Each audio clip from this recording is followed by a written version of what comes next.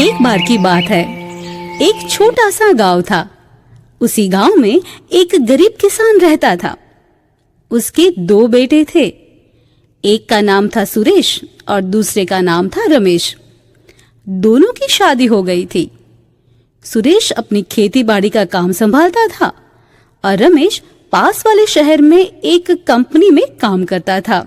और रमेश गांव छोड़कर जाने के बाद वो गांव में कभी वापस नहीं लौटा था।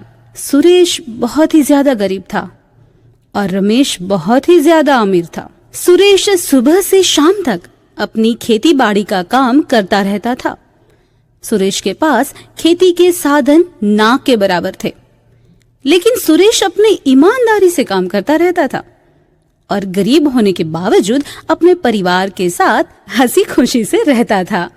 और उसी गांव का जमींदार सुरेश की जमीन पर नजर बनाए बैठा था कि कब सुरेश मेरे पास पैसे लेने आए और मैं उसकी जमीन हड़प लूं। एक बार सुरेश अपने खेत में काम करता था। तभी वहां पर गांव का जमींदार अपने नौकर के साथ आता है और जमींदार को देखकर सुरेश कहता है, आइए आइए जमींदार साहब, आइए आइए। सुरेश, तूने तो अभी तक खेत नहीं जोता है। जमींदार साहब, आपको तो पता है मेरे पास खेत जोतने के साधन भी ना के बराबर है, तो मैं कैसे खेत जोतूंगा।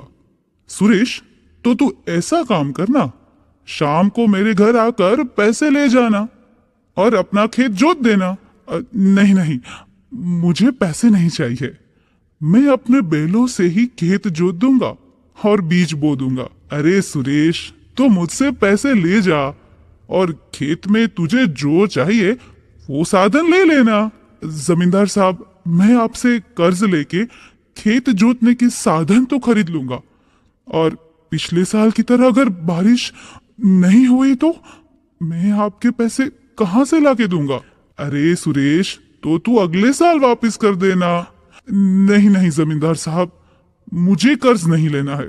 और फिर जमींदार अपने घर वापस लौट जाता है और वो घर जाकर मन ही मन सोचता है, मुझे सुरेश का कुछ तो करना ही पड़ेगा।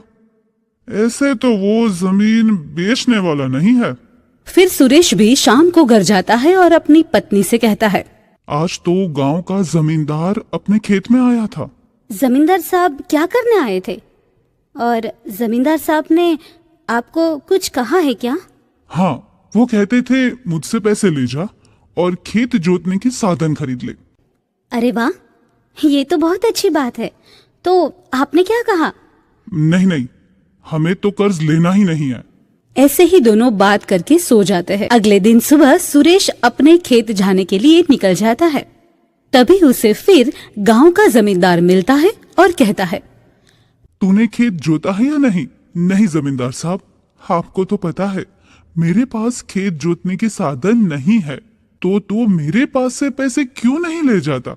अरे चल, तू चल मेरे साथ, चल चल, तू पैसे ले जा मेरे पास से। और फिर सुरेश जमींदार की बातों में आकर जमींदार के साथ जाता है और जमींदार से कर्ज लेता है।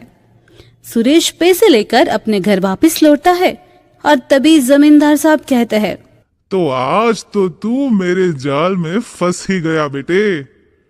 कई दिनों से तेरी जमीन खरीदने के बारे में मैं सोचता था।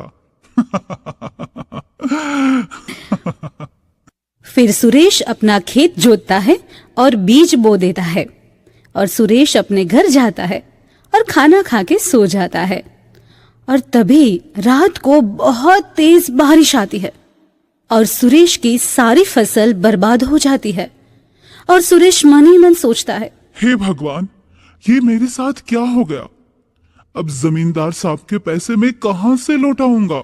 इधर सुरेश मन ही मन सोचता है और उधर जमींदार साहब अपने नौकर को बुलाता है और कहता है, राजू, तू अभी सुरेश के खेत जा और देख कर आ उसकी फसल कैसी है। ठीक है साहब, मैं अभी जाता हूँ। और फिर राजू सुरेश के खेत जाता है और देखकर वापस आता है और कहता है, जमींदार साहब, सुरेश की सारी फसल बर्बाद हो गई है। ठीक है।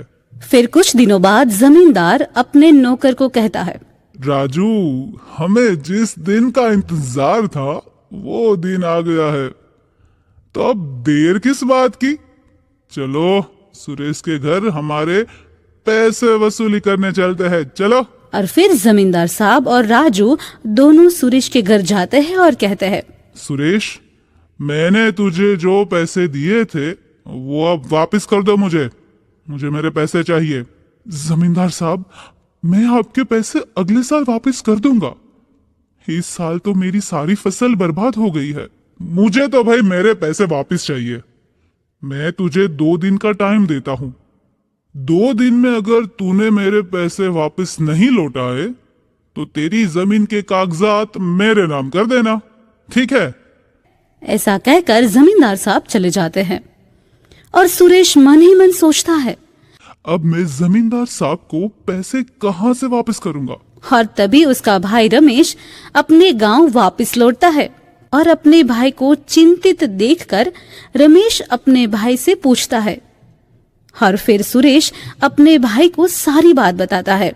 अरे भाई, कोई बात नहीं, मैं जमींदार साहब के पैसे वापस लौटा दूंगा, तुम चिंता मत करना। और फिर रमेश जमींदार साहब की हवेली जाता है और अपने भाई सुरेश का पूरा कर्जा चुकाता है और फिर दोनों भाई हंसी खुशी से साथ रहने लगते हैं। तो देखा दोस्तों, इस कहानी से आपने क्या सीखा? आखिर में अपने ही अपनों के काम आते हैं।